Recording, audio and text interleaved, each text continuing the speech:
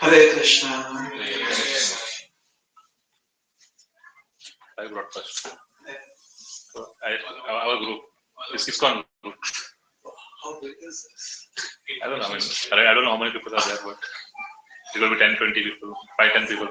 Silicon Valley. Silicon Valley group. So it's restricted access. Yeah, restricted. And it's broadcast on YouTube. If somebody wants, they can watch it, but Just stay on YouTube. I don't know. I don't think so. It's just temporary. I don't think it's recorded to stay. Even I don't have time for the first time, so I'm not sure. I hope it is successful and you can do it. The preachers will come and the guest speakers. I'm more comfortable with having people sit in front of me than a virtual audience. So anyways, Thank you very much for coming on this Thursday evening. Wow. A satsang program. Either you all are, reincarnated personalities from the Naimisharanya forest, sages from the Naimisharanya forest reincarnated now all from the sages on the banks of the Ganges. You take your pick, which you want to give. But it's very, very, very inspiring to see that you have come, and I really want to express my gratitude. Thank you very much. And especially as their transcendental devotional quality, Hari Sankirtan Prabhu and his family, they have again hosted us here, and we are thankful to them. Thank you for coming over.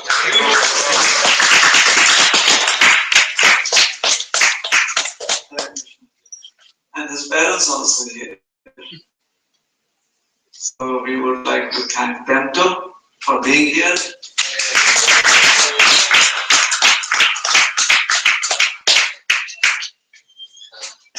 Hare Krishna. Thank you for being here with us. It's a special privilege. It is our privilege to have you here. And I hope you have a very nice day, which obviously he'll arrange for you, and which is very deserving for you too. And may you bless all of us here to go on rendering service to Shri Shri God Nitya and Radha Krishna. Hare Krishna. Hare Krishna.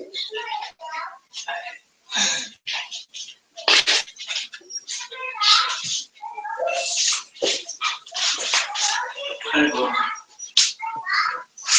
So yesterday I was at he is visiting, sorry.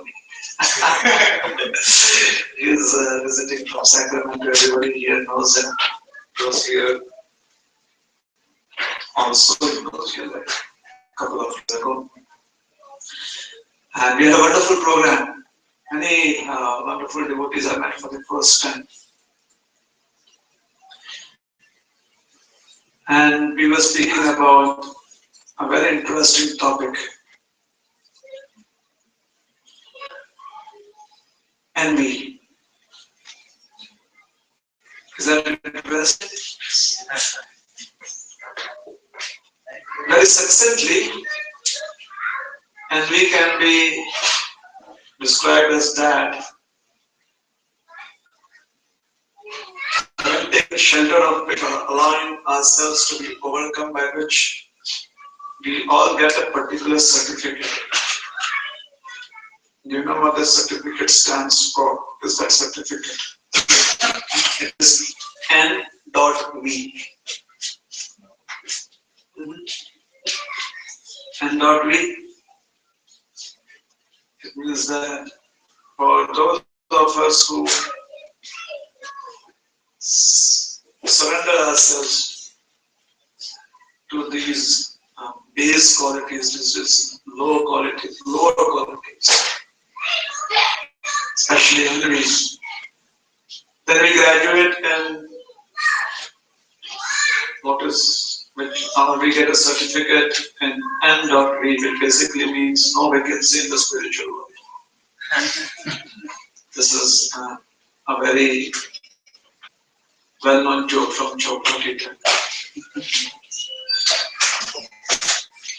So envy is that which gives us a certificate of N.V, no vacancy in the spiritual world.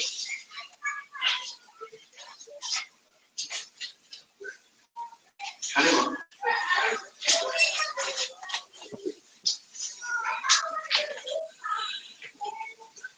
So let me start off by describing the conversation between Prahlad Maharaj and Krishna. I find this very, very aptly described what is the effect of envy, or what is the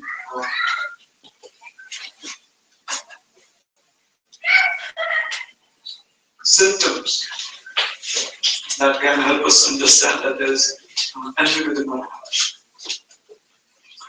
There are many people in this world who would not be aware that this envy lurks and is hidden within the heart somewhere. Many members in today's society. Many of them are very good too. They are very, very pious people. They are very righteous. Only when a very, very provocating situation arises in their lives, that is where they express that envy. There's a short story to explain this. There was an abbot. You know what is an abbot? He is like the temple president, one of the Christian sects, the abbot, the spiritual leader of a particular community, especially a monastery, the abbot. So this abbot had trained many monks under him, and they had all gone off in different directions to try and share their experiences, their spiritual experiences. Members of different communities, they had gone out into the world. So a reporter had come to do a story on the monastery and also was interviewing the abbot. And he was saying that, sir, all of your followers or all of your students, they are so wonderful. And I don't find anyone being envious of others. None of your students are envious of the achievements that another has gotten. So the abbot said, yes, that is true. He said, yes, I tried to provoke them, but they could never, they did not in any ways fall into the trap. They did not fall for it. The abbot said, what you say is true. However, let me show you something. So he took the reporter to another room, and there was a senior monk there who was meditating. And he said, just watch. And he went and whispered in his ear. And right after that, this monk's meditation was broken and he was livid with rage, and he says, how dare he? Who does he think he is? I'm better than him. The reporter couldn't understand anything what had happened. So the abbot said, I just whispered into his ear that one of your classmates, your batchmates, is doing so well, and he is claiming to be the best student of your batch. And this one became very agitated. How dare he do that? Who does he think he is?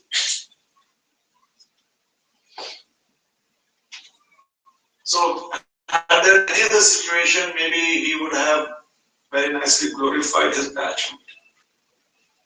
But here, there was a provocation, and his response was that even I have done something, I am better than someone else. So the abbot then returned to his reporter and he said, we still have a long way to go. Yes. So from the reporter's point of view, everything was well. But from the abbot's point of view, there was still a long way to go. So he was having this conversation with his father, Hiranyakashipu. And what is the famous advice that was offered to Prahlad Maharaj to his father? Anybody?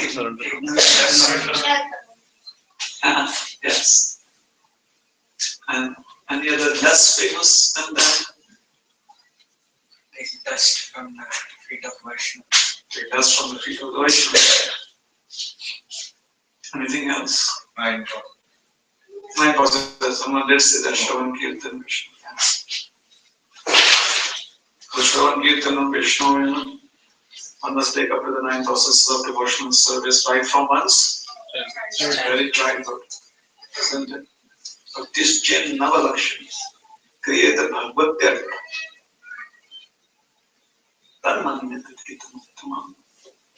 That is what I consider to be the topmost Prahlad Maharaj, 6-year-old boy. So his father is a little taken aback, isn't it? What else do you remember from that conversation? It is connected to our topic of Henry. Surrender. Don't be envious of Surrender. Surrender is right. Vaishnava. Surrender is good. Surrender to Guru. As he said, take the dust of the lotus feet of the devotees, yes. And He will also tell his father not to be envious to understand. don't be envious of the personality of God and Vishnu. How exactly did he tell him that? Do you remember? In what words? Saying ground.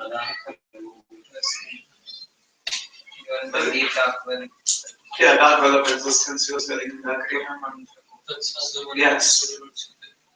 Tatsadaman is, yes. What I have learned to be the most illuminating knowledge of all this, that you should go to the forest and chant Hare Krishna.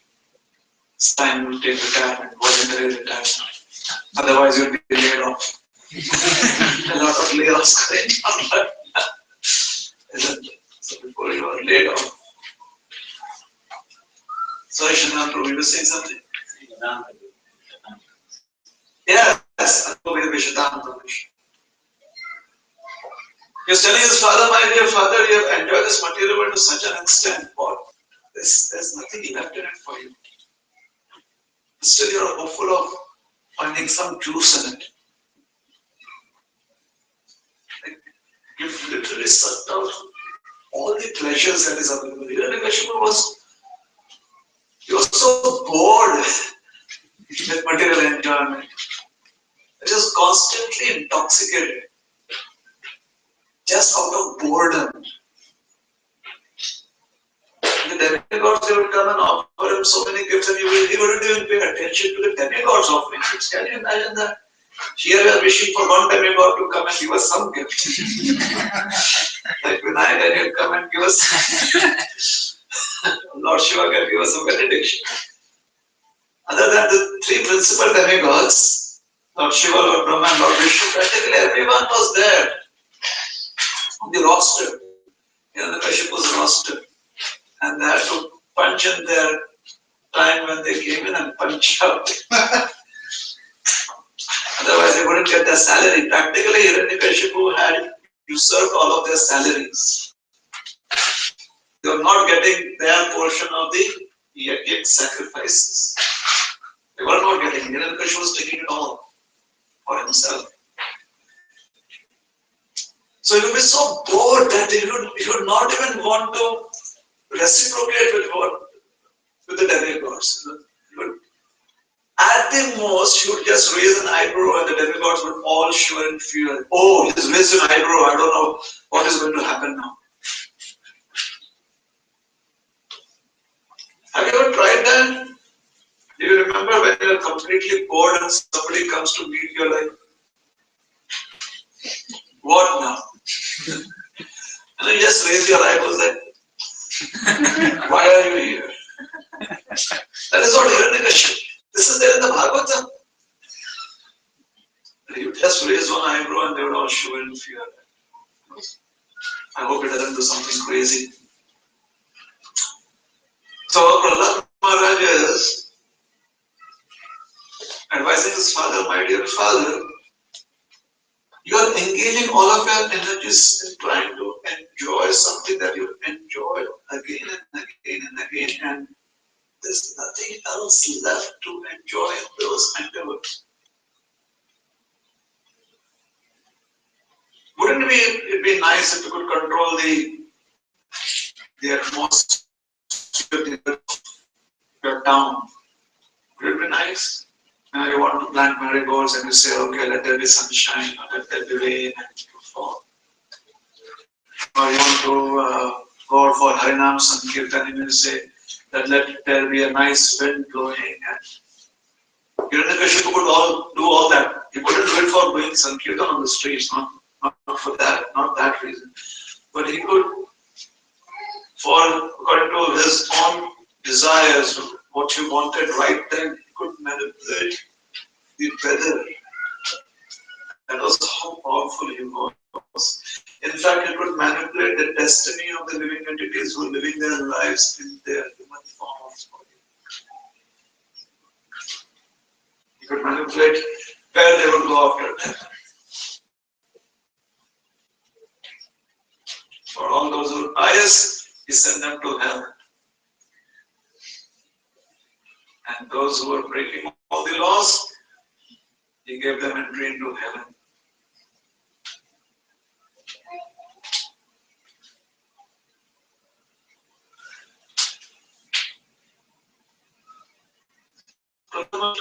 My dear father, don't do that, please.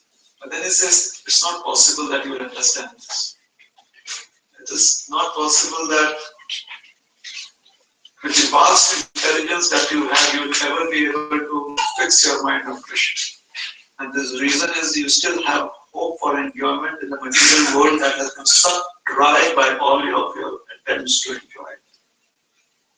You still have hope that I can bring out another drop of material enjoyment.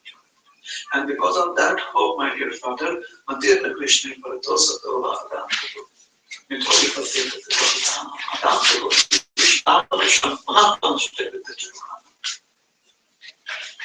Because of that intense hope that we enjoy.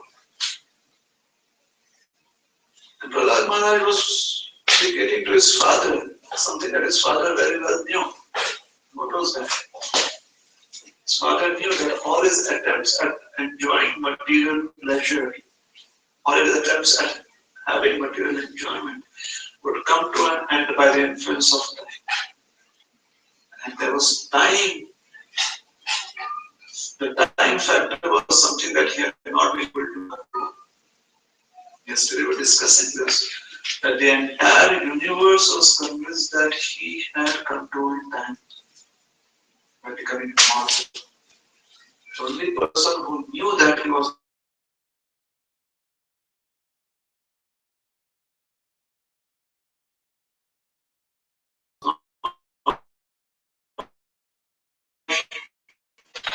crushed by all the attempts that Hiranyakashipu made to kill him. He was practically been pierced by lances and spears. Can you imagine that? And Prahlad Maharaj did not go into some meditative pose, or he did not like Iron Man and put on some kavacha.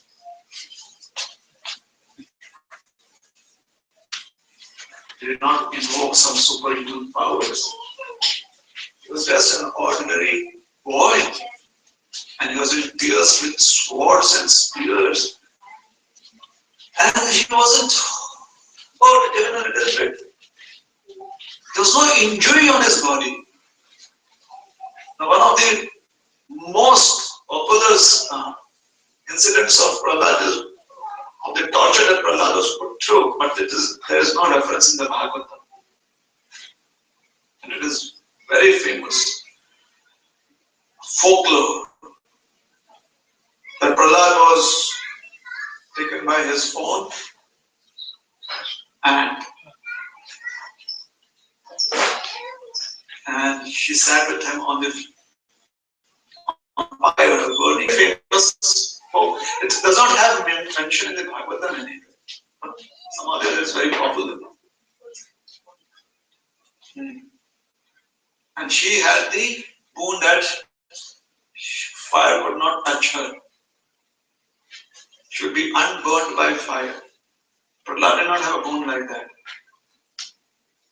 So she sits with Prahlad Maharaj in her lap on the burning fire, And the fire burns her. Just imagine after that, who would believe in boons anymore? No wonder Hiranyakashipu was a little doubtful. So despite all of his attempts of trying to kill Prahlad by crushing him under an elephant, throwing him off a cliff, submerging him in the ocean, and so many ways, Prahlad would not die. And Hiranyakashipu thought, maybe Prahlad will be the cause of my death.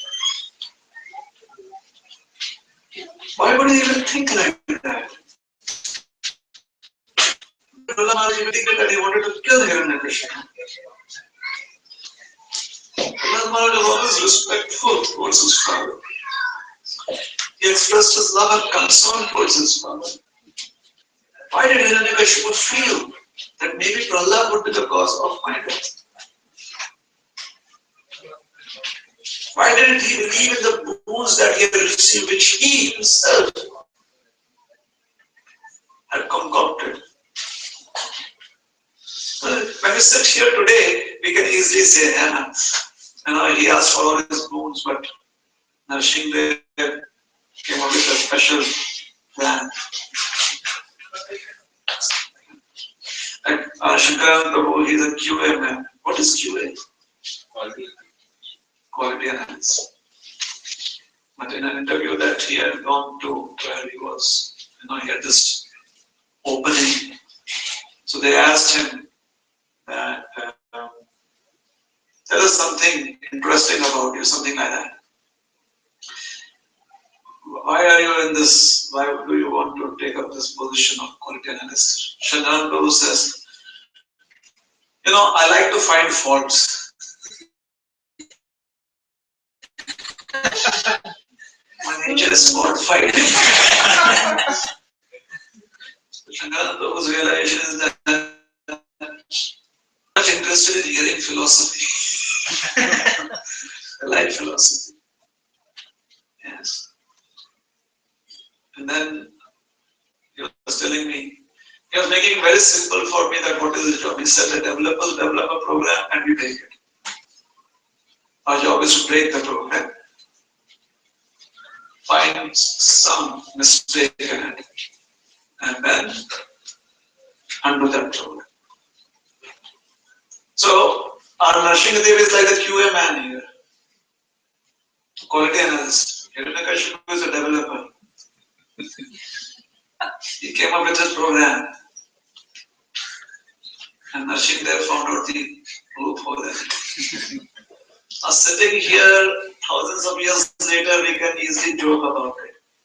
But imagine then that all the QA people are trying to find out what should we do with this program that Narsingadev has, and they're all given up hope. This program is unbeatable. Yes. This is completely secure. No one can hack this. Till Narsingadev decided to come. Then one day we can call him the original hacker, isn't it?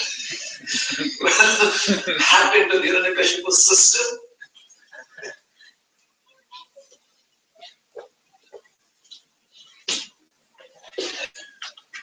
Krishna is but a thief, Narsingadev is very interesting from our IT perspective.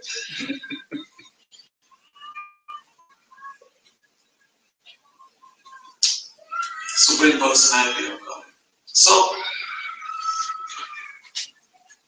despite his bones, which at that time seemed perfect, still Hiranyakashipu had it out in his mind because he knew that I've been able to control everything except time.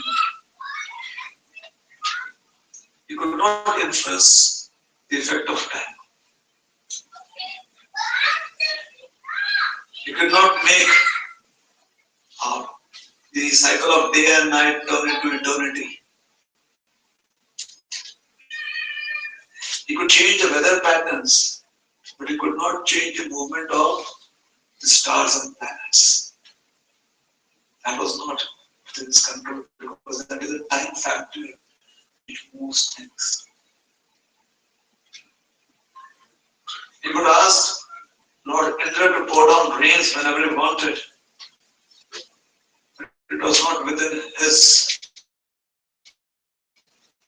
the way water would work. He could not tell water that you should not be wet. Because by the influence of time, that is what water does. It makes things wet. Time brings water to a place and water makes things wet. So because he was very intelligent and very well read in scriptures, he realized that my attempt to enjoy this material world is limited by the influence of time and what is that time is condition. Therefore, he hated Lord Vishnu. And just so that he may be able to enjoy eternally, understanding that time will stop his enjoyment. He wanted to kill Lord Vishnu. By killing Lord Vishnu, he would become the controller of time. And now that he is the controller of time, he could have enjoyed for all times to come. So basically, what is envy? Envy is that which manifests as a desire to enjoy this material world.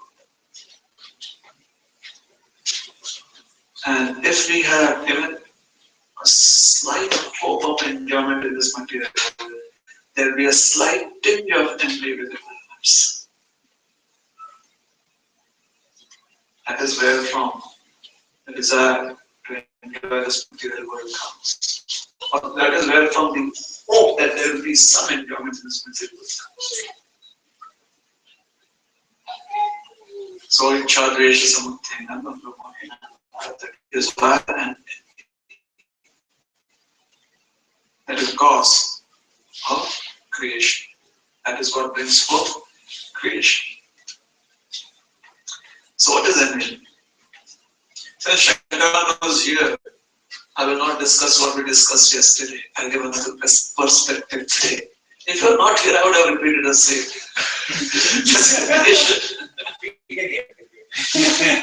I have heard so many times.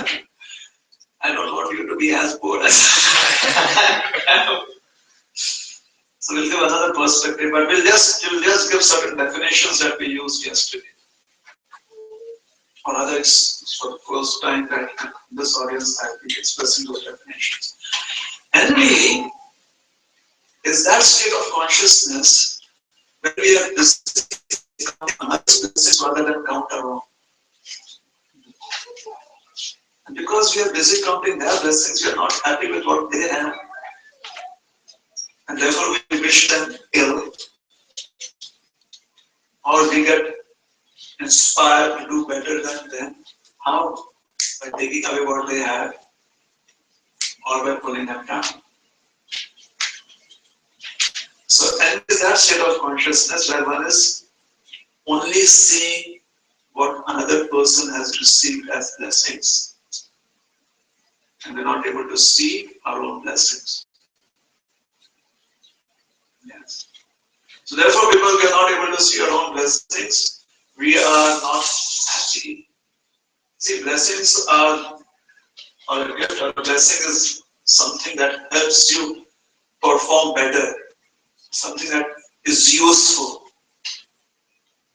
So when we do not see that which can be a useful tool to us, then we become unhappy. Because life is in the same rut, the same existence, and we are not happy. On top of that, when we see that someone else has got tools that we would like to have, that makes us very, very agitated. And in that state of agitation, what is the situation that develops? The situation is that envy causes trouble to others. Envy is troublesome to others. We spread propaganda, we spread rumors, we try and point out the smallest of faults. So envy is troublesome to others, and at the same time it is a torment to oneself. And we are like burning in the fire of envy.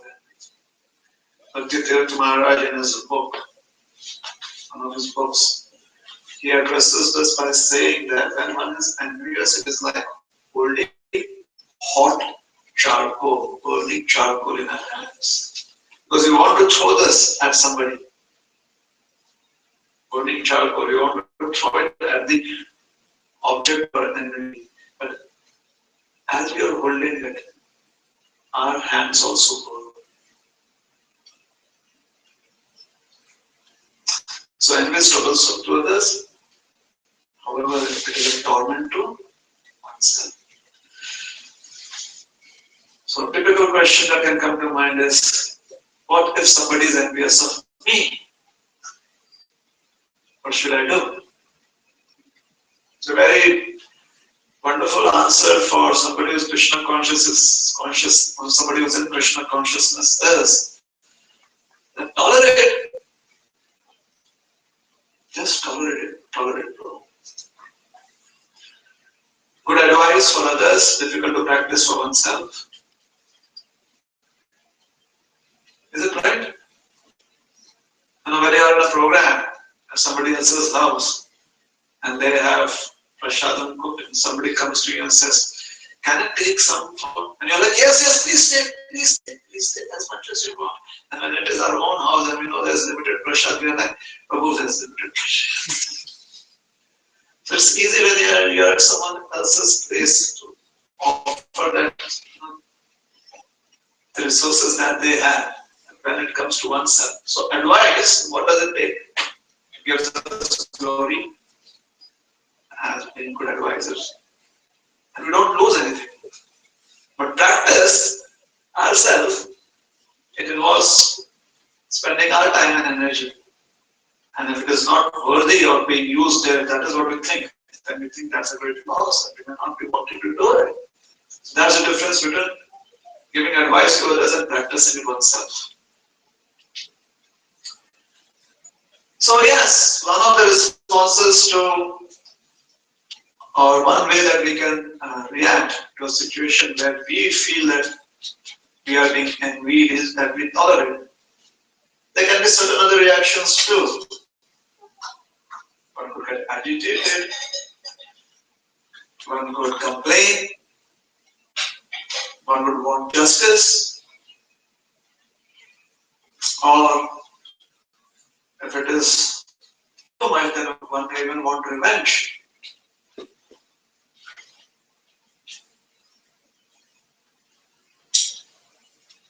All of these reactions depends upon what upbringing is, depends upon what is the culture that we are adhering to, depends upon how much our intelligence is fortified with good knowledge.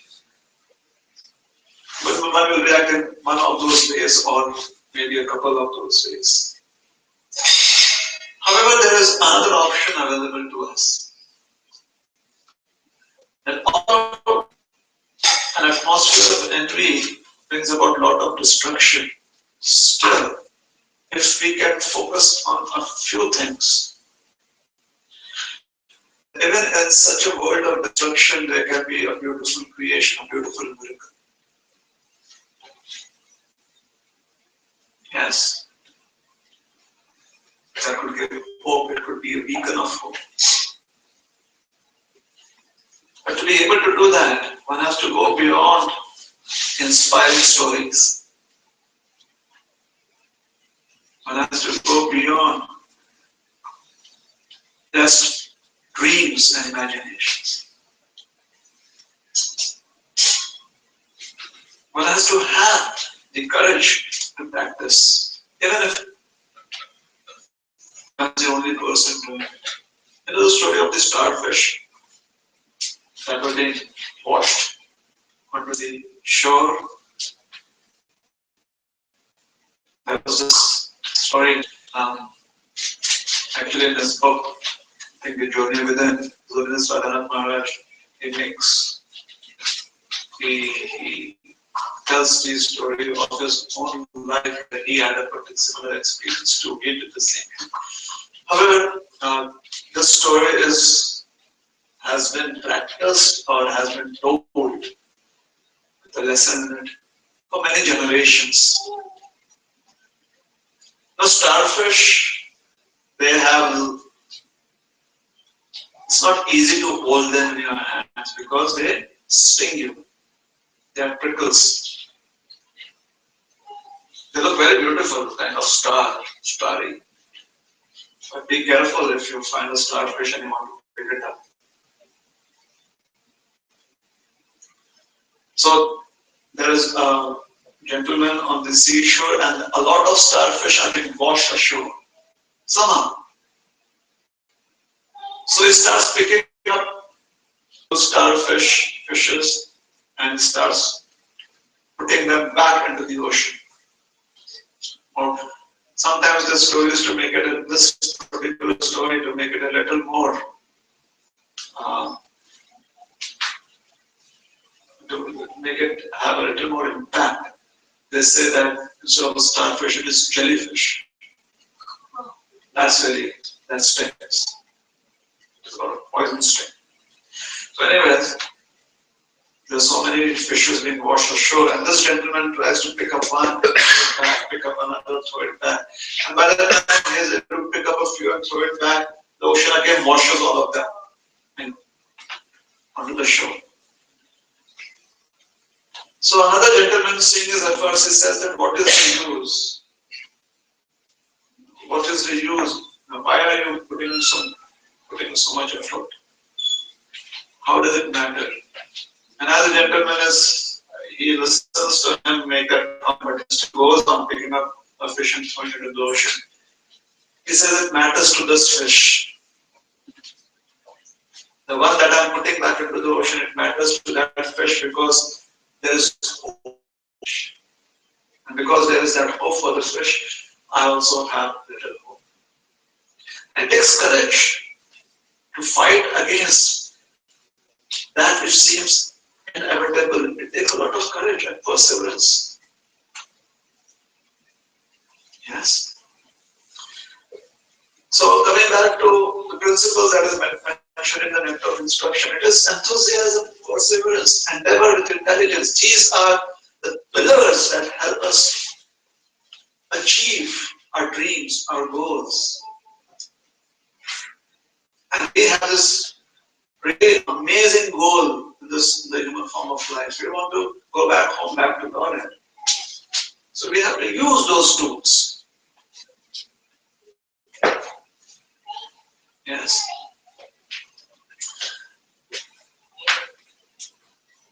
So how does one even not want to be a beacon of hope, but how does one respond to a situation of being immersed in this and the negativism of envy, being immersed in that? How does one not just survive, but actually one becomes a miracle? That is a very wonderful option that sometimes is overlooked. So I'll tell you a story.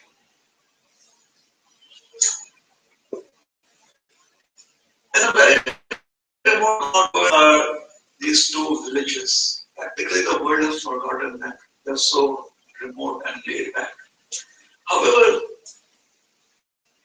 the villagers, they have a desire that if we can create something unique, then the world will notice us. So they rack their brains and they pool their intelligence, and then they come with the idea, why don't we build a very beautiful tower, one that the world has never seen before. And then they look at all the logistics and they understand this is possible, we can do it. And once they have decided that they have built a tower, the next problem that they face is in which village should a tower be constructed? So knowing that this could be a potential cause of conflict, in a very cooperative manner, they agreed to build two towers, twin towers.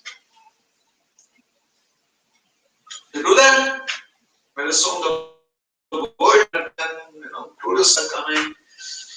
There's a lot of commerce taking place. The economy booms. People become rich. They start having so many desires, and it comes to a point where one set of villagers, they become envious of their neighbors, the next village. We should have our own tower. There should only be one tower.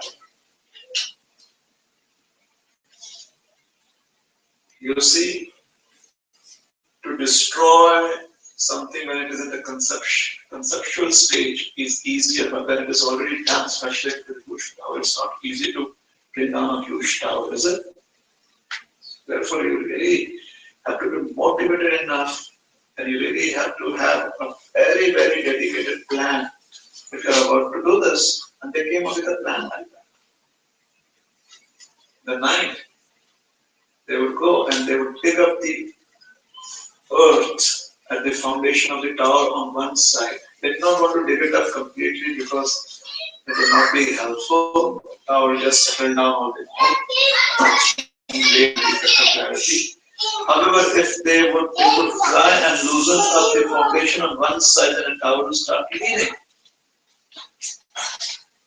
And this was their plan.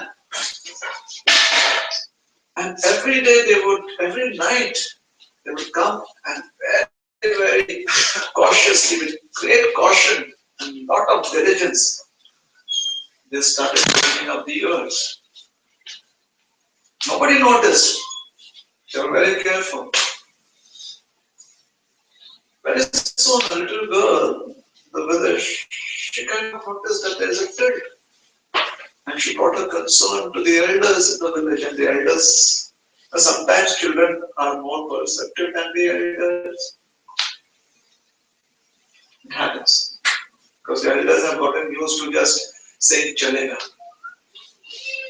It's alright. Don't worry too much. But the children are like, no, I just want that. And they are very perceptive. So the little girl brought it to the notice of the elders, but the elders thought this is just the imagination of a young child. How could a tower, begin tilting on its own? We did everything properly, so she just imagined it. But very soon, in a few days, the tower actually showed a significant tilt. And now they were really concerned. They did their studies, they tried to see what could be done. But because it was they who had planned it out, so the people of the other village, they knew exactly how to do it without giving any traces so that they can be caught. So nobody could find out why it is. So finally, in great dejection, the villagers, they accepted the fact that this is their destiny. This is their fate. Our fate is that the tower in our village will collapse. And they accepted it. They're very fatalistic. The little girl would not give up.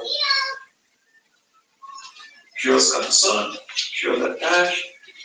She had affection for her tower.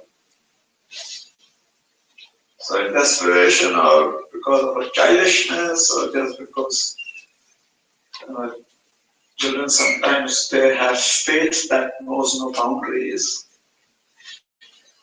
she went up to the tower, and in an attempt to hold back the tower, she put her hands on the tower. And as she put her hands on the tower started vibrating. As I said, this is a story, it is complete fiction. The tower started vibrating. When the girl felt a vibration, something made sense to her. She went back to her house and she got a small plant and she planted it under the tower. And she watered it every day.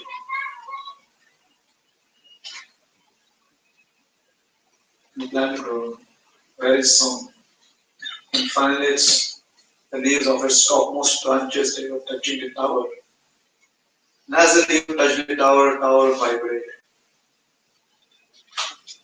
The little girl, she understood, or her understanding was, this tower is ticklish. You get tickled. And when you are very, very sensitive to tickling, what do? You try to go away from whatever it is causing the tickle. So she came up with the idea that let the tree grow, and then the leaves would touch the tower, and the tower would tickle constantly. And her idea worked. Now this village not only had a tower, it had a leaning tower. The news spread fast. Now everyone was interested in seeing a leaning tower. Nobody wanted to see an erect tower. The people of the other village, they were so frustrated. And to top it all, they could not tell anyone that we were the architects of the leaning tower.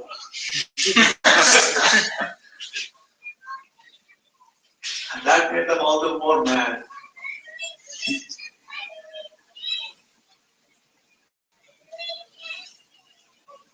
Finally, they thought,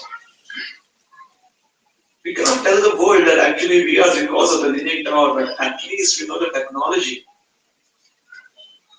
We developed the technology. We know how to make a tower lean, tilt. So let us have our own leaning tower. So now they started digging up the foundation of the tower in their village. Because they thought that we know this. Very good. We know it well. We know how to make a tower lean. So they dug up the foundation of their own village. And very soon, in their village also, they had a leaning tower. So now there were twin leaning towers. But soon enough, that tower collapsed. There was only one leaning tower in the world. They couldn't understand why. It was so simple. It is so simple to understand because we are hearing this story in retrospect.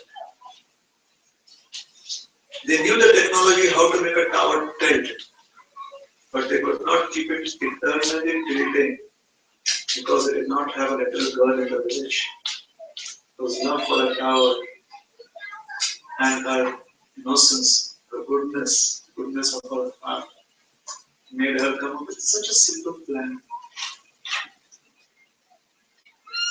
So where there would have been destruction,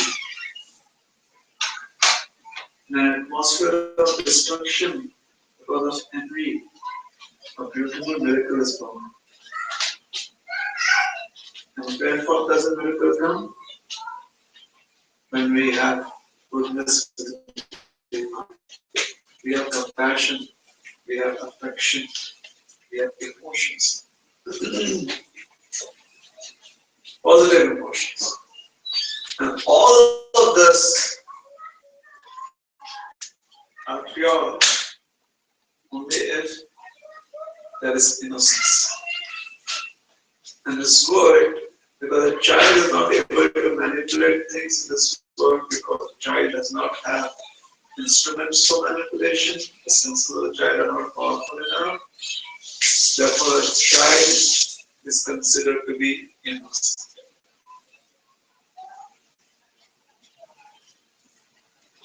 So, innocence is that facility where we do not have instruments to do otherwise.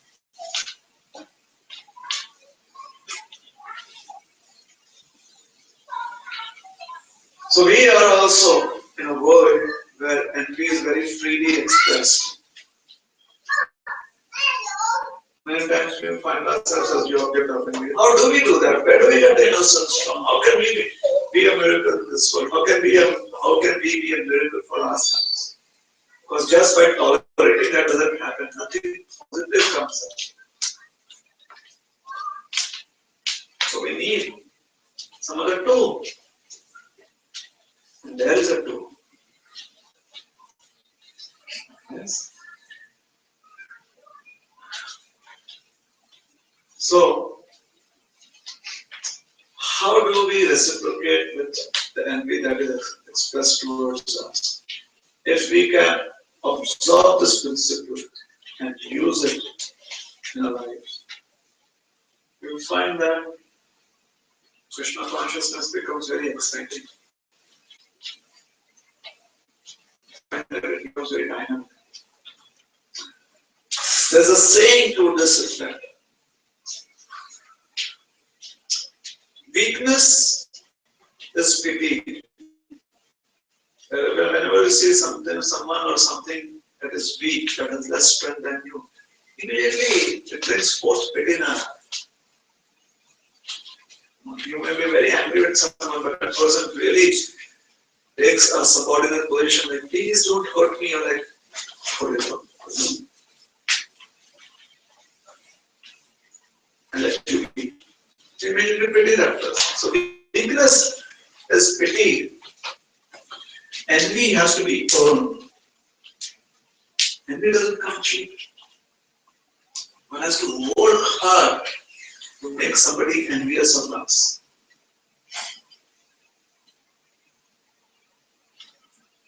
To get someone's pity, one does not have to do anything. Do much.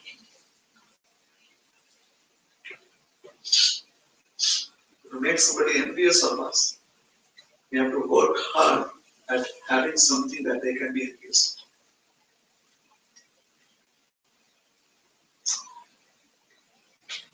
of. So, next time you find that somebody is envious of you, you can walk up to them and say, I worked hard to let it receive your. That would be wrong. It wouldn't really turn out the way you were expecting it to be. Sometimes it can make us proud too. People are envious of me, that means I have something good. Therefore, corollary statement to this principle, to this quotation is that if people are envious of us, then we must be grateful to them. Because they are our greatest admirers. It's just that the expression of the admiration is a little perverted. But if people are envious of us, that means they're focused on us and they are counting our blessings. We may not be aware of our blessings, but they can see our blessings. Therefore, we must be grateful to them for admiring us for what we have. And since we never realized that it was there, those blessings, they helped us see what Krishna has endowed us with. Since they are blessings, we are thankful to Krishna, they are borrowed gifts, and since we were unaware of them, and it was the envy that is expressed that we realize, oh, we have some blessings that is, and so we can be grateful to people who are envious. Please don't walk up to them and say, I'm grateful to you. You can become more envious. That is not how it should be expressed. But within our hearts, within our consciousness, we can be grateful that we are in a situation where we feel the envy coming. And there's no longer any need to just tolerate, never to be revengeful, but we have another beautiful option. That is, we can feel gratitude. We can have a grateful heart. That is the miracle that the world would look up as a beacon of hope. Yes. Should I tell you a story about Lord Chaitanya? Would you like to ask me questions of this and we can start? It's time to run. Can do both. Story. Can do both. Story. He always gets the background. I have to be very careful what I ask for when they are around.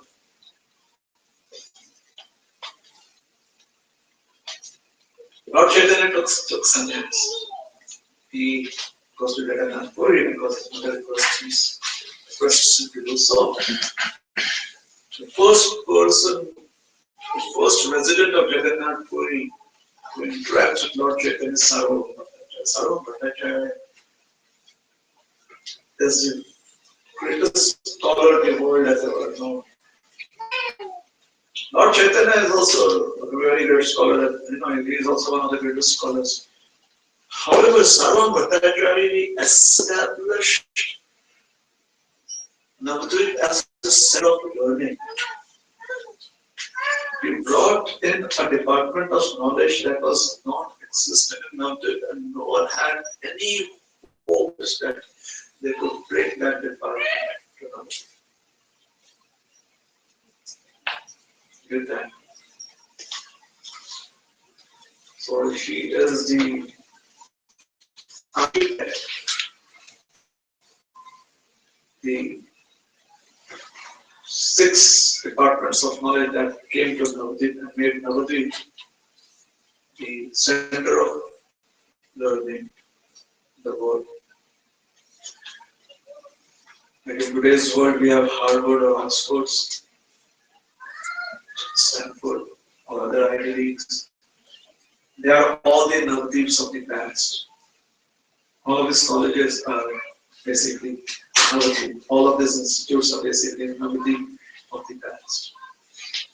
People from the world over would come to Navadvip. And because Sarvabhauma Bhattacharya was the, or let me say, Albert Einstein is the Sarvabhauma Bhattacharya of today's time.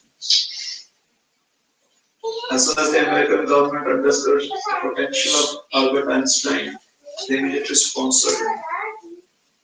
Similarly, in those times, the king of Orissa was the most powerful king on planet Earth, and Orissa was the most wealthy kingdom on the planet Earth. The king of Orissa immediately sponsored Sarvabhauma Bhattacharya and brought him to his kingdom in Jagannath Puri, and he made him his own personal advisor, and he also made him the Rajaguru, the guru of the entire kingdom. So he is the person who meets Chaitanya Mahaprabhu, or rather, obviously, Chaitanya Mahaprabhu had fallen unconscious in the temple of Lord Chaitanya. The first person to interact with him is Sarvabhauma Bhattacharya. Sarvabhauma Bhattacharya, he saw Lord Chaitanya Mahaprabhu and he knew that this is a very unique personality. By the dint of his knowledge and his experience, he could realize that this personality has his state of unconsciousness, is exhibiting such powerful qualities. And Sarvabhauma Bhattacharya, his profession was to train up everyone in the knowledge such that that knowledge would help them focus in life and would prevent them, or it would help them not go astray. It would help them be focused and not be distracted. That was his expertise. Anyone who was trained under Sarvabhauma Bhattacharya would be equipoised. And that person would never ever be distracted. It was almost 100% of his students, those who were trained under him, he had a 100% record. And all of them known as Sarvabhauma Bhattacharya students. Intense popularity. And as soon as Sarvabhauma Bhattacharya would see a potential candidate, he would immediately want to take him under his wing and want to train that person up. So, in today's language, Sarvabhauma Bhattacharya had patented many products. He had many patents to his name, all of his students. So, when Sarvabhauma Bhattacharya saw these symptoms, these signs, the lakshanas of Chaitanya Mahaprabhu, he immediately wanted to patent him. So, he immediately brought Chaitanya Mahaprabhu to his home and try as he might to somehow or the other, invoke external consciousness in him, All of his attempts failed. For the first time in his life, Saram Bhattacharya did not have an answer in his books of knowledge. He knew what was happening, but he had no idea how to control it. And he desperately wanted to control it because he wanted to patent his symptom. So he was very excited with that. And finally, when Nityanand Prabhu and Mukundadar and Jagdanand Pandit, they arrived at Saram Bhattacharya's door and said, "Sir, do you have a product of ours?" And he has already patented it. He asked Saram Bhattacharya, he did not want any copyright infringement, not want to be involved in any case. So he immediately handed Chaitanya Mahaprabhu over and said, yes, he's here, but I will not know what to do with that. And then he was amazed. They immediately went up to Chaitanya Mahaprabhu, started chanting Hare Krishna in his ears, and Chaitanya Mahaprabhu was up in a jiffy. Saram Bhattacharya said, oh my God, these are aliens. I need to acquaint myself with these people. Immediately wanted to associate with Chaitanya Mahaprabhu, but he still had hope that maybe I can still control him. So he wanted to teach him the Vedanta. And after 7 days, he was so bewildered. You know, he had installed his program with Chaitanya Mahaprabhu, but he was wondering, does the program work or not? Because the link was not available on his desktop. The program showed that it is installed, but it did not have any link to it. That was his concern. I understood something. Chaitanya Mahaprabhu said, well, a program is, it is a powerful program. Unfortunately, your installer is defective. You have to rewrite your installing program. I said, what? I've installed this on so many people. He said, yes, because they are all Windows product and Apple.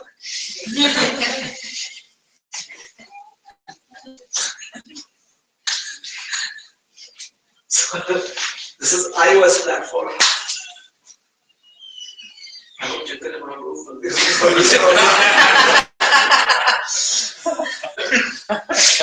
Chaitanya Leela, you've heard so many times, you have to make it exciting. People just sleep on Chaitanya Leela. Chaitanya Mahaprabhu said, your installer is different. He said, all right, if you have a better installer, you tell me how to develop it. Chaitanya Mahaprabhu said, all right, so now I'll teach you. He taught him. Saram Bhattacharya was amazed, and at the same time shocked. But he was a very senior player in this field, So he couldn't just accept that. He said, if you're such a good programmer, let me give you a program and tell me how this program can be used on different operating systems. So he gave him a program, the Atmaram program works. He gave him that. He gave him the code and he said, all right, use this and develop something that can be used on multiple operating systems. Chaitanya Mahaprabhu said, why don't you show me how it can be used? So he did that. And he developed a program that would be established on 7 operating systems. Can it? That's today's world, I don't think so. There are so many platforms which can be installed. He did it on 7 platforms. That was how great technologist Saram Bhattacharya was. 7 systems. And then he said, my dear sir, do you have something better to offer?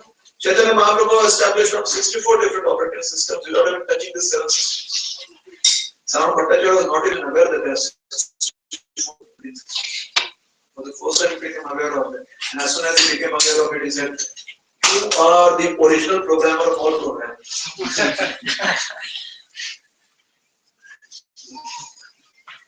You are the supreme personality of God. Please take me under Chaitanya Mahaprabhu accepted it. Now, since he had become a follower of Chaitanya Mahaprabhu, his greatest desire was to serve him, but that was not possible because Chaitanya Mahaprabhu considered him to be senior to him in age and also in relationship. So he's scratching his head again and again and again. How do I make that happen? One day he had an idea. He went up to Chaitanya Mahaprabhu and invited him for lunch. Chaitanya Mahaprabhu accepted. He was so excited. Chaitanya Mahaprabhu is coming for lunch. Now, how many of you who are married? I'm sorry. But how many of you devotees who are married assist your wives in the kitchen on a regular basis? Please don't raise up your hand. So even in today's times, the kitchen is still the domain of the ladies. When the gents come in, it creates a mess. Unless until they have ladylike qualities. Imagine 500 years ago, society is rigid, very conservative. A great scholar, the Rajaguru, do you think he ever entered his own kitchen to cook? Who has so many servants? On that day, Sarvam Bhattacharya along with his wife went into the kitchen and he personally cooked for Shri Chaitanya Mahaprabhu. This is how rare and what a great opportunity it is to render service to Krishna.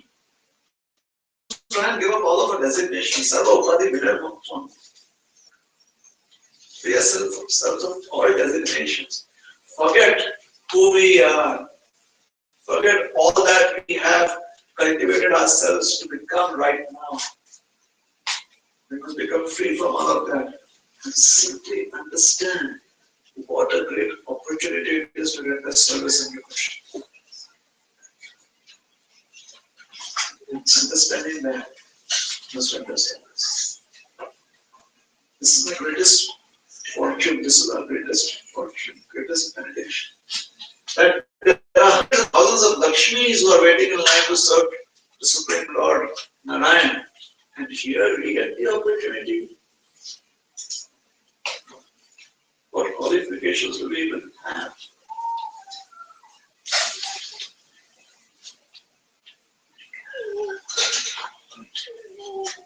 First, Chaitanya Mahaprabhu came for lunch. Chaitanya Mahaprabhu to sit. Chaitanya Mahaprabhu sat on a seat. It's a beautiful pastime. I'm really fast forward. So please don't get too much agitated. Please try to finish it after 10 minutes. Hopefully. So fast forward. Chaitanya Mahaprabhu sits. Sarvam Bhattacharya, he has this entire array of dishes, preparations.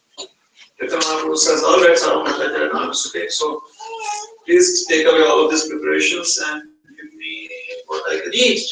Sarvam Bhattacharya says, my dear Lord, you have to eat everything. And Chaitanya Mahaprabhu says, so how is it even possible? This is fit enough for 10 to 12 people to eat or less more. And this is so illogical. And Sarvam Bhattacharya says, no, my Lord, this is not illogical, this is completely logical. This is how? This is because every day in Jagannath's temple, 52 times a day, you're eating so many preparations from hundreds of pots. And after eating that, you don't even ask for a Hajimola.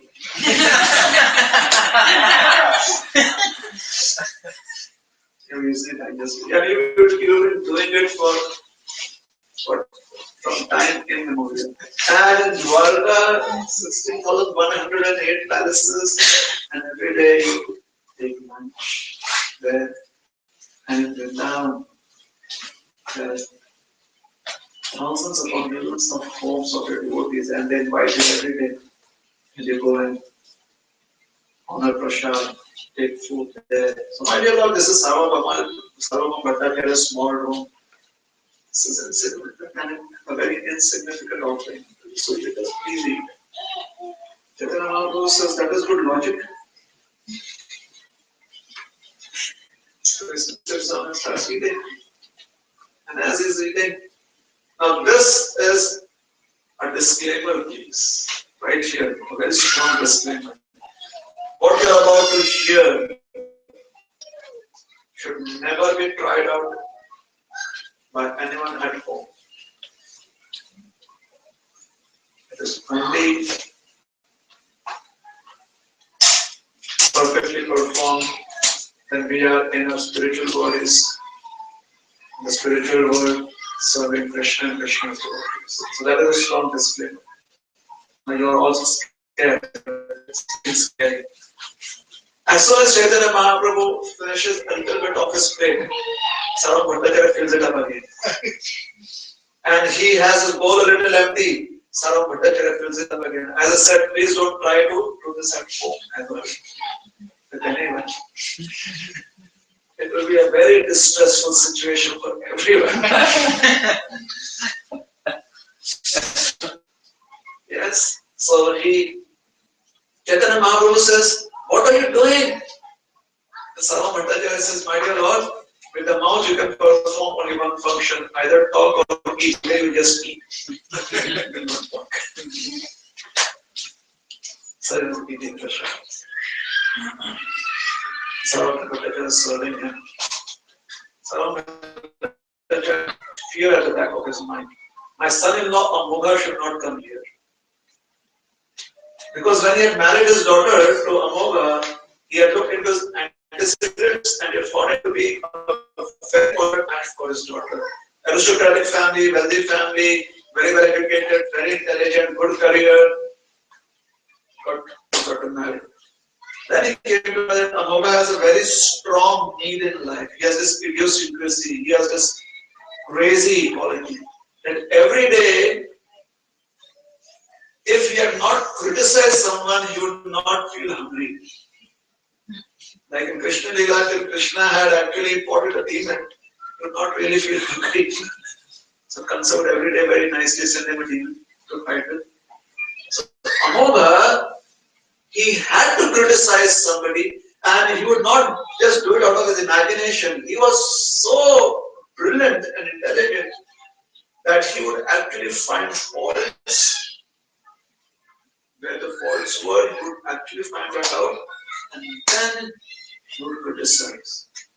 So he was the most world-renowned critic in those times. In fact, he had his own private channel on CNN.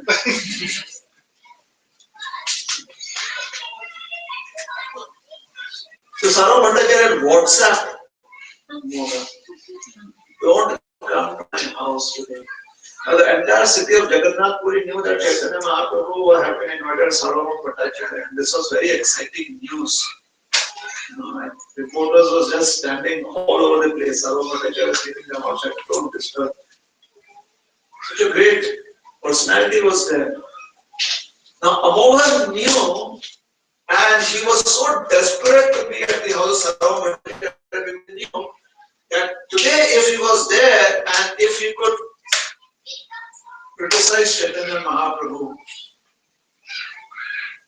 then he would be the most popular gentleman on social media. Because there would be none like him. There was no one who could ever criticize or find any faults in Chaitanya Mahaprabhu. He needed this to boost up his career beyond anyone's reach. And he knew the opportunity that he had. This was right in his father-in-law's house.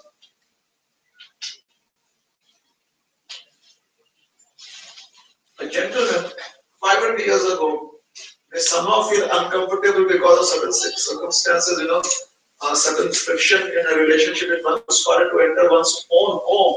But 500 years ago, according to certain norms in society, the same gentleman would very easily enter his in-laws' house and they would welcome him even if he was the most useless of all people. Just because he has a designation, son-in-law. Even today, the tradition carries on to a certain extent. Son-in-laws are very much respected by the in-laws. Sometimes I think that even if the demigods would come to one's house, then people would say, please wait, we have to first serve our son-in-law. That is the kind of respect is there in the so-called Hindu tradition. And this is 500 years ago. Sarvam Bhattacharya's house was his property.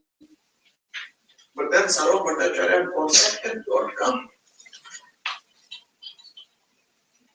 He found a way. Sarvam Bhattacharya was in the kitchen. Chaitanya Mahaprabhu was all alone. He was filling up the pots to bring before Chaitanya Mahaprabhu. Chaitanya Mahaprabhu was alone, surrounded by all his preparations, taking prasad. Amogha enters the room. He takes out his smartphone, his iPhone 6s, and immediately starts recording. Hey, how are you? This is Amogha from amoghacritic.com, bringing to you Chaitanya Mahaprabhu. And then he zooms out and he says, just look at all these hundreds of preparations. And this sannyasi is sitting right in the middle of it, and then he zoomed in onto Chaitanya Mahaprabhu. Is he a sannyasi? No! A sannyasi is supposed to be sense controlled, and this sannyasi is a sense enjoyer. And here is the proof. And as soon after that, here is the proof. And this is Amogha signing off. Click, upload it to YouTube. Now, the first person who received the link was Sarvam Bhattacharya on WhatsApp. So Sarvam Bhattacharya's smartphone goes ping. So Sarvam Bhattacharya takes out his smartphone, he clicks on the link, he sees what it is. The first thing he does is immediately pull that thing down from YouTube. That is why we cannot see it today. It's not available. Sarvam Bhattacharya immediately called up the server and said, get this down. The Rajguru was saying something like, why wouldn't people listen to him? Then he ran into the room where Amogha was, where Chaitanya Mahaprabhu was. He saw Amogha, he immediately picked up a stick, a big heavy stick. He had actually arranged for a stick. He knew that Amogha would try and make it here, but he was determined to chase his son-in-law away. Therefore, he kept a stick that if his son-in-law would come and say, look at this stick. I had carried smaller sticks for the yajna when I had married my daughter to you, but this stick is not for any sacrifice like that. It's for another yajna. You get beaten up, so run away. That is why he kept that stick. He had never in his dreams thought that he would have to use that stick. But now he picked up the stick and he started running after Amogha. Amogha, he knew that his time was up. Amogha ran away from him. Sarvam Bhattacharya was chasing him. This was all in the streets of Navadvip. Jagannath Puri. And this was the main street of Jagannath Puri. You know what a scandal that was?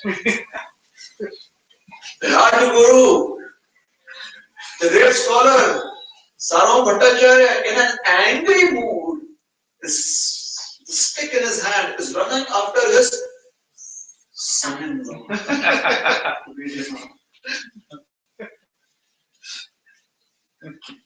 This was breaking news.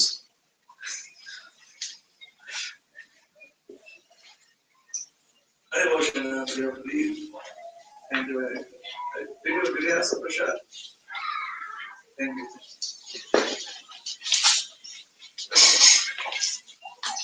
So, Amogha ran away.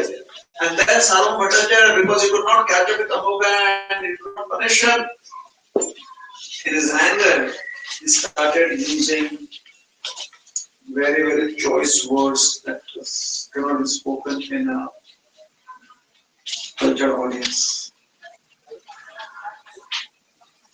He started using galis.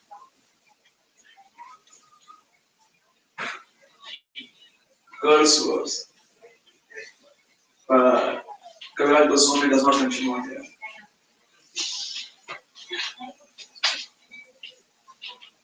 That is out of his frustration, he expresses that may this son-in-law of mine die. He comes back, he tells his wife, we have heard the blasphemy of Sri Chaitanya Mahaprabhu with our ears. There are only two options available. Either we kill Amogha or I kill myself. But both of us are Brahmanas and this is a human form of body. This human form of body is supposed to be used for a higher destination, therefore I am not supposed to do that. I'm not supposed to kill anyone, not kill myself. So what is the hope for us? Hearing this, his wife starts crying tears. She's in great anguish, and naturally she expresses that I wish my daughter were a widow. Now in those times, if a mother and father they are wishing that their son dies and their daughter becomes a widow, it is practically they are sending their daughter to hell. Because the norms were so stringent then, and at a young age, if a girl becomes a widow, she has to live a life of severe austerity. There is no other options available to them. And this is their dearmost daughter. They were feeling so pained by what had happened with Chaitanya Mahaprabhu. This naturally came out as an expression of their anguish. Chaitanya Mahaprabhu was still in his room, Sarvam Bhattacharya in this entire incident, he was running all over the place, and Chaitanya Mahaprabhu left Chaitanya Mahaprabhu all alone. So he goes back to the room and is crying tears and is begging forgiveness, and Chaitanya Mahaprabhu is looking at him and says, he says, Sarvam Bhattacharya, Ahoga is just a child. One must not take the words of a child so seriously, so just forget it. And anyway, whatever he said was not untrue. And this made Sarvam Bhattacharya feel all the more bad. And when Chaitanya Mahaprabhu said this is not helping, and just so that he could relieve the pain of his devotee, Chaitanya Mahaprabhu said, my dear Sarvam Bhattacharya, you invited me for lunch and my plate is completely empty. Are you going to feed me or not? And when Sarvam Bhattacharya heard that, he immediately held back his tears. And when Sarvam Bhattacharya's wife heard that, she immediately stopped crying. And she immediately started filling up the pots, and Sarvam Bhattacharya went inside and he got the vessels, serving vessels, and they started serving Chaitanya Mahaprabhu. And as they were serving Chaitanya Mahaprabhu, all of their grief disappeared. It would be very odd, when you're serving him and tears fall into that state. So all of their grief disappeared. And they forgot everything else except that they had to serve Chaitanya Mahaprabhu. Content. Please Chaitanya Mahaprabhu. And just to please them and also to relieve them of their pain, Chaitanya Mahaprabhu ate everything that they needed. So service unto Krishna can actually alleviate us from our pain and suffering. That is how potent service is, devotional services. And if it is done, the consciousness that we must serve Krishna to our heart's content. We must serve Krishna completely to our heart's desire. To our heart's desire, not heart's desire. And if you want to please Krishna, then devotional service completely makes us transcend the bondages of this material world. That is how powerful devotional service is.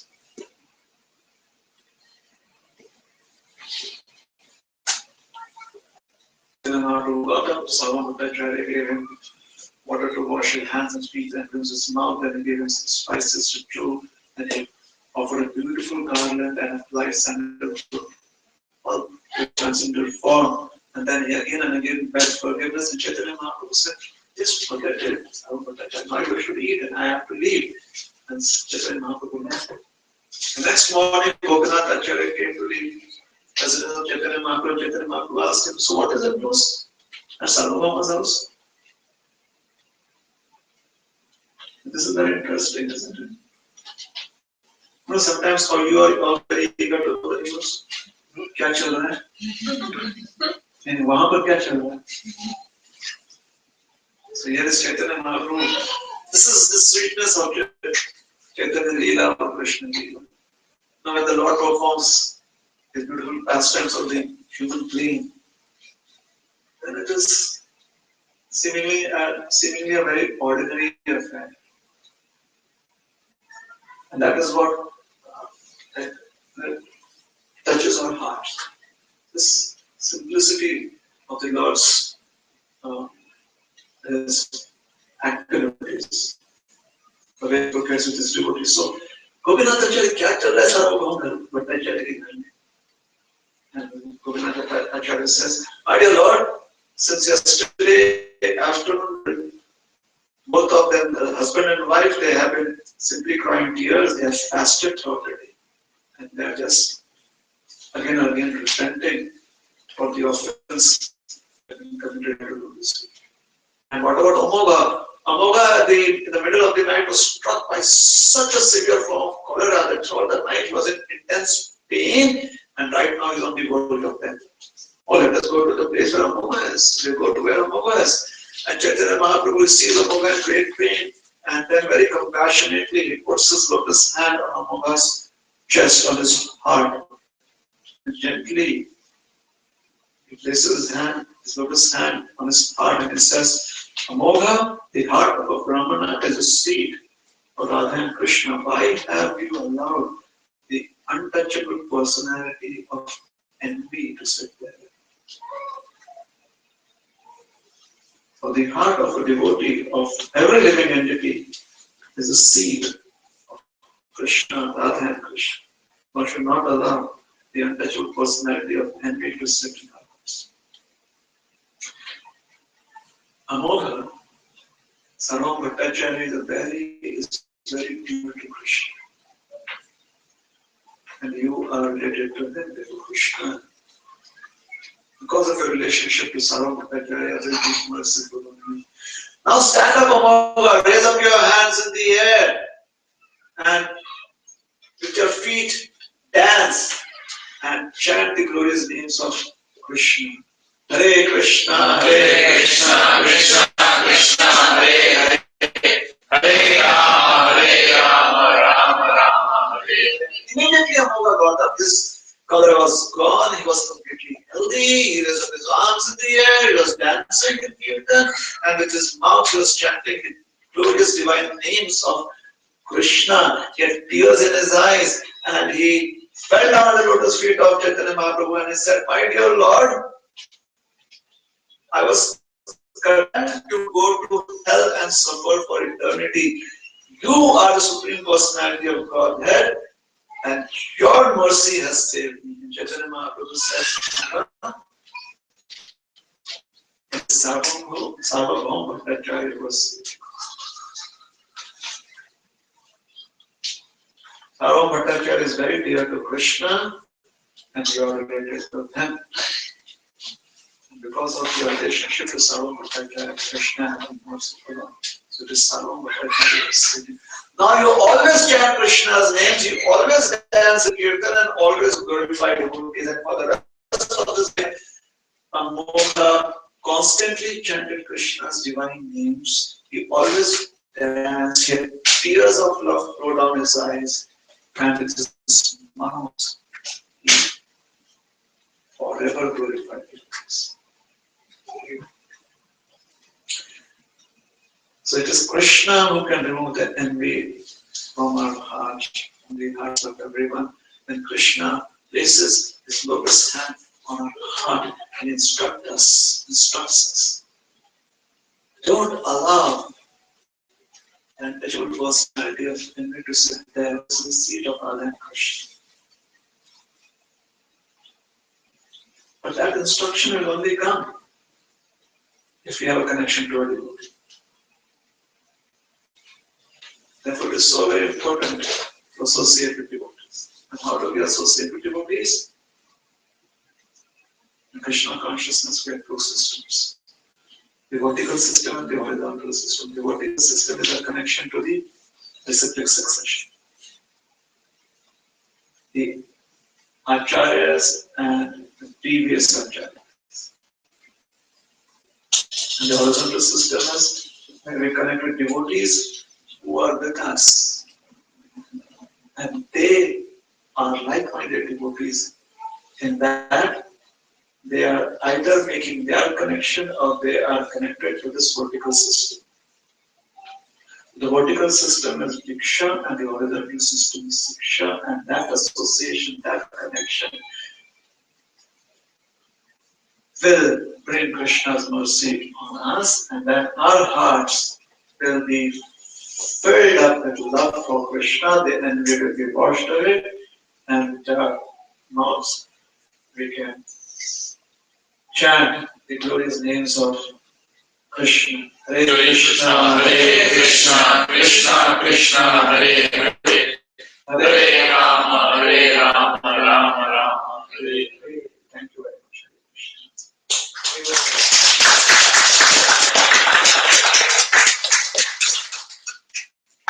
So, any questions? Thank you so much for mentioning in the beginning a method in which there will be no vacancy for this.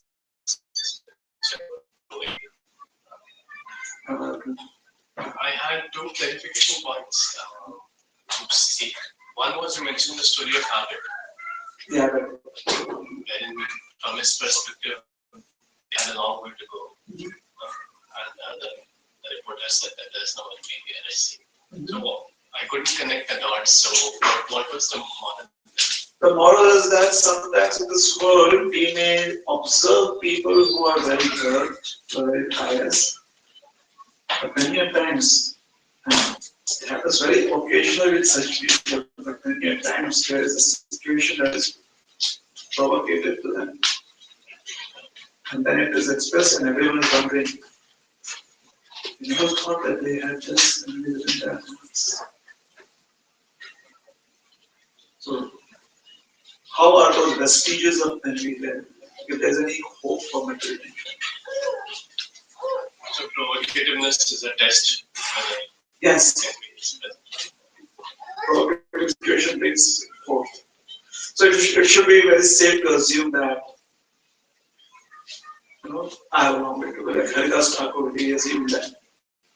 That, my dear Lord, my body is healthy, but my mind is infected. It is diseased. So safe assumption. However, it has to be with a proper understanding of philosophy. Otherwise, this assumption can make us depressed and can go in a depression loop. So disclaimer: please don't try this alone. Please try this assumption or accept this assumption under careful guidance of those who know how to handle it, who can help us prepare ourselves to handle it. If we do it on our own, then there's a danger that we can go into depression. And being humble ultimately leads us to feeling that we are not worth anything in this world. We are worth being at the lotus feet of Krishna. We are worthy of it. Yes. So we should not feel ourselves worthless. Therefore, guidance is constantly needed. Is that all right? Yeah. What was the second clarification? And yeah, before that, I also wanted to mention that your very technical in-depth analysis of envy very well resonated with Vaishnavi Kavramaji's recent discourse on envy, from wherein I took an acronym which I would like to share as a dedication to you. Oh, wonderful. In the form of tag, that he said, when we have envy, which we have many times, then that the first we should tolerate, as I rightly said. And then we can go on appreciating the glories of that devotee. And then the further stage is to glorify. So if we tag along, then we can tag along well. But that was my understanding. Wonderful. So let's tag along social media. And you also mentioned Prahlad Maharaj's conversation with Hiranyakshipu. So the point of that conversation, from your perspective, was that he told him that you have envy towards Supreme Personality of God. Well, he was trying to explain to his father that, my dear father, you will not be able to understand this because you have the formative religion.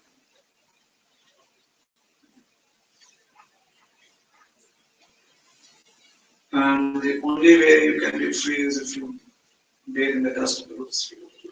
Naisha Matis Kava Purkam, especially Kama Alparam. Yarat, Maria Shampada, Vishik, Shijana. So, not Eshamati, again he uses the same word. So, they na Krishna, na Eshamati. What be possible understand? Basically, he's saying that, he's not saying that you haven't been that, he's saying that you should bathe yourself in the lotus feet of the devotees, because then your heart will be full. The dust of the lotus feet, then your heart will be full of your Krishna. And indirectly, then you will be worship. However, this indicates further that I can stop you from doing this as that. To hope that he's really sucked everything out of this reading, but still, अतः प्यादा रीति प्रिया, एक रात विषयान प्रिया, there was nothing that would stop him to enjoy the lady. एक रात, still it was अतः, he wasn't satisfied with the sense of non-control. Rather, Prahlad Maharaj telling his father that you are envious, he's asking him to bathe in the dust of the lotus feet of the devotees. At the same time, he's pointing out his father what would prevent him from doing that. He's being very respectful, tactful, and honest.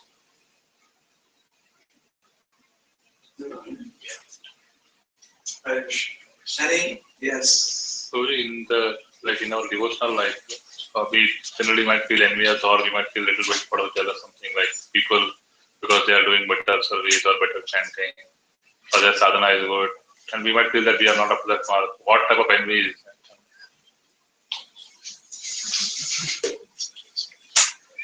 So it's not technically spiritual because they're not spiritual words. It is where we are counting their blessings, and that is not sitting well with us. So not sitting well, or we are feeling that we are getting that. And at the same time, we are not counting our blessings, and that is not healthy. The fact that we can see their blessings means we have something to see. If you do not know a product, how are you going to see that product? Understand? So we have practiced Krishna consciousness, we have received Krishna's blessings. Unfortunately, we are focused more on what they receive, and we are not, and we think that we don't have it. That is one of the symptoms of wanting to see some open material enjoyment. If I have what they have, but because I don't have what they have, so unless and until this emotion is under proper guidance, it would lead to completely unwanted result. And that is, we will become envious of the things. Slowly, it begins with just noticing that, and it can begin with trying to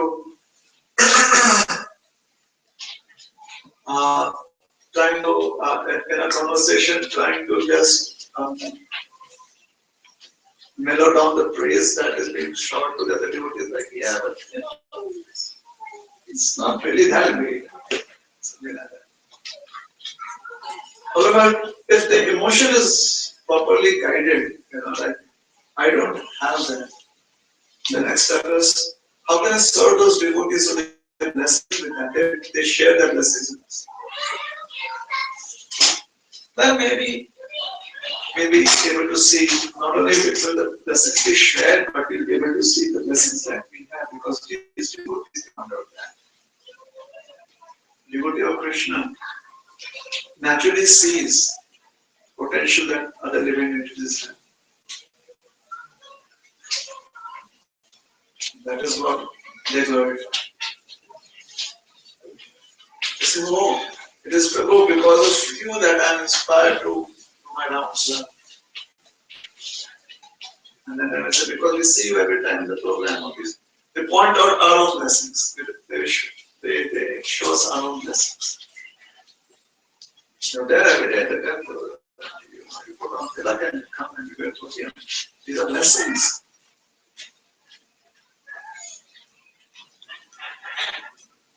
Yes, makes sense. Is envy the only quality that cannot be used in Krishna service? Yeah. Or can it be? Well, for all practical purposes, let us say that we should not be trying to use it in Krishna service. There are many other things that can be used in Krishna service. There are negative qualities too. But for all practical reasons and for a very important reason, many times the stress is given that there is one quality that cannot be used. There's occasionally statements to the contrary. It can also be transformed, or we can find similar emotional spiritual.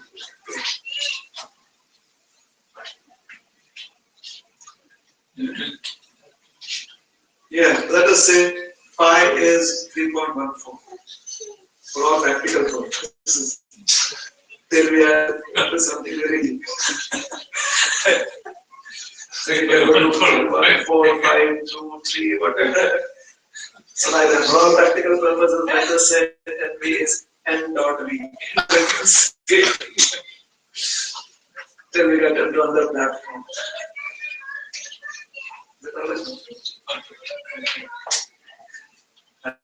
Yes.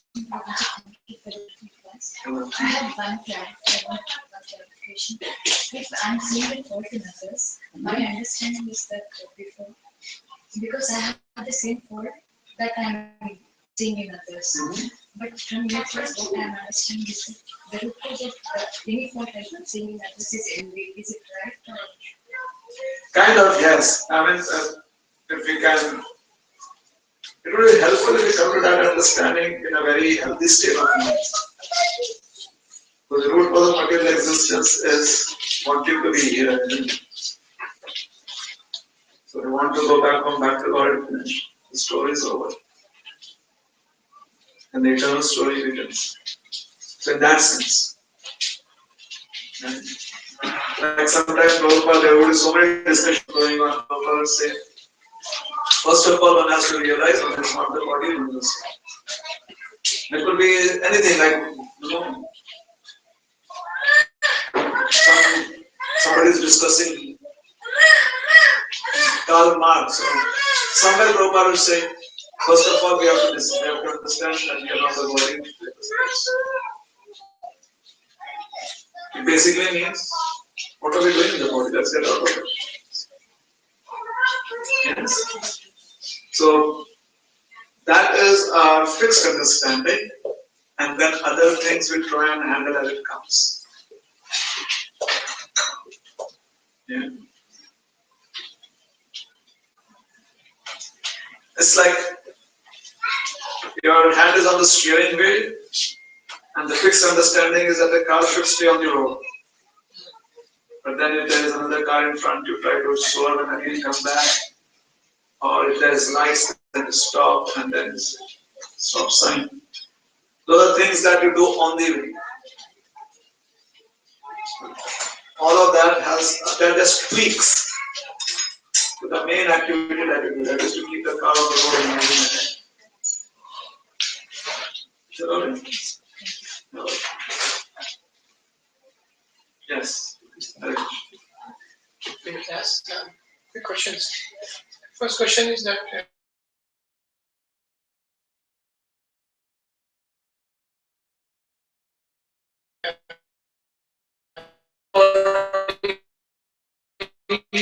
interacting. It means you have to find something. There is something which means someone is not good in something, which is a critic by nature.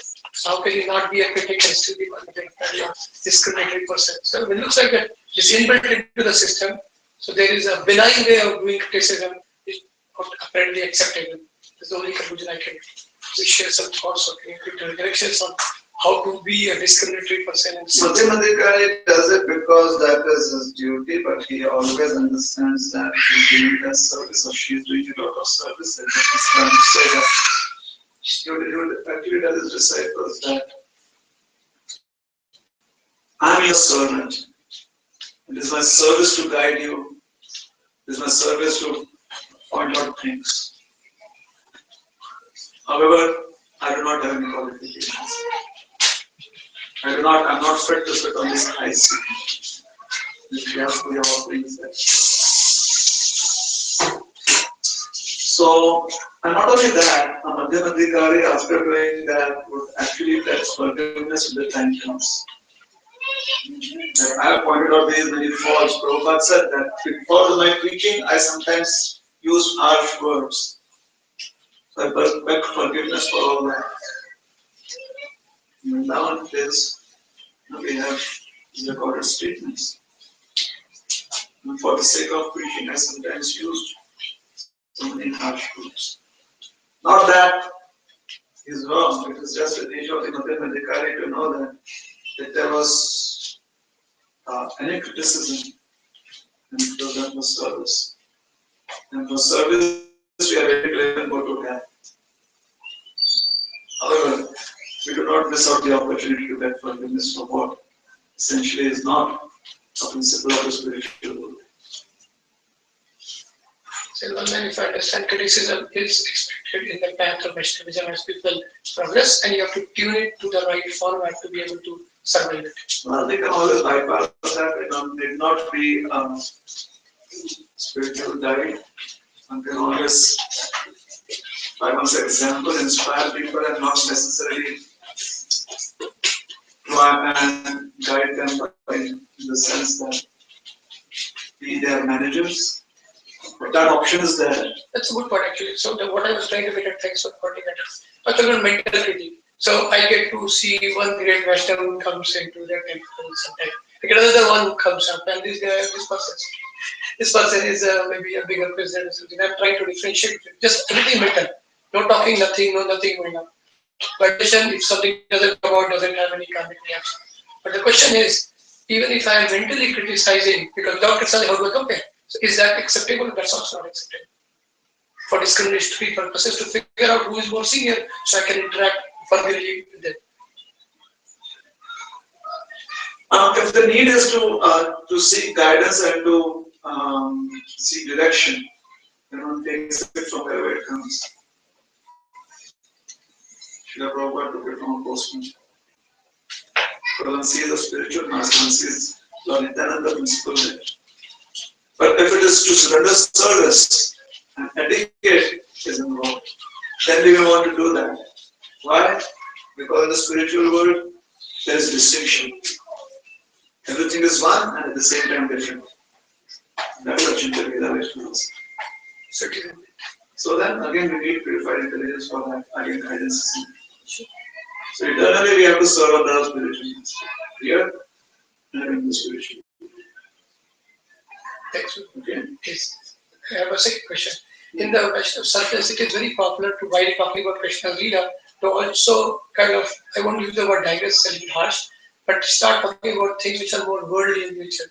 So I apologize if there are any direct influences to what we talk about. Things like, yeah, but it's a general question I want to know because people talk about love and compassion, but no Krishna involved, for example. At the moment I don't hear the word Krishna, my interpretation so far could be misinterpreted, is that these are mental speculations, and mental speculation by definition in Krishna consciousness is something that should be shunned. Because it doesn't, if word Krishna is not there, everything is going on. The question is, but I think it is also a need of time because when you talk to people, not everyone is going to be able to correlate to Krishna if you keep speaking every sentence. We will talk about worldly things. The reason why this question is, if you go outside typical impersonalists or other kinds of spiritualists, right, they will be talk this language only. Whereas in Krishna consciousness, we are supposed to, at least what I got is for Krishna consciousness only. But even when we get this mixture, my question is the mixture just an acceptable need of the time? So it's really to be shunned, but somehow we are just buying time so that this other person who we are talking to gets up to that level, And ultimately, the motive is that we'll ultimately talk only Krishna Krishna and nothing else. So this middle phase is that really abolish the mental speculation aspect that is mentioned all over. So far, we go saying that mental speculation by definition is worldly. Jnana yogis can go to the top, but the top is not beyond the world. Once Srila Prabhupada was in Yoga, this was in 76, he was sick, 77, going to and then 22. So he called his leaders inside. Girai Maharaj gives this story of him as a story of him. He called him into his room and said, after I'm gone, how will this movement go on? Girai Maharaj said that if you're sincere and you follow your instructions, and if you chant Hare Krishna, then Prabhupada, this is how it will go on. And Srila Prabhupada said, yes, you're right. And also with intelligence and organization. Maharaj said that Prabhupada was always very practical too. Intelligence and organization involves handling material things. Yes, but definition of worldly things. Worldly things. So, everything is Krishna.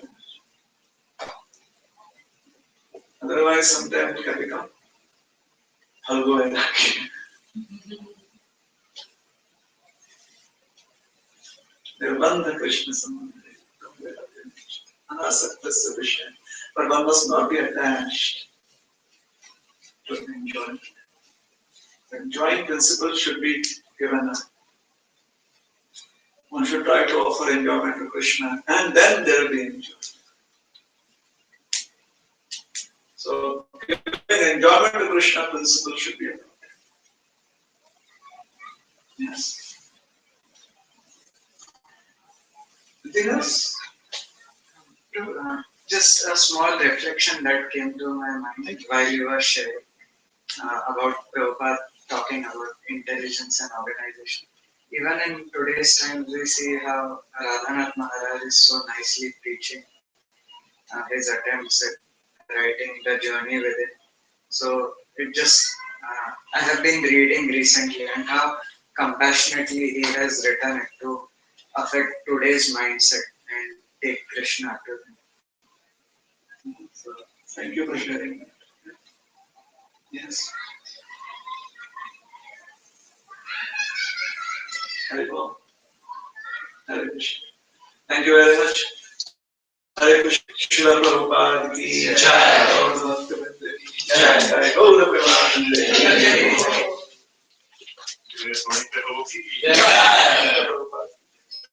Thank you for coming here.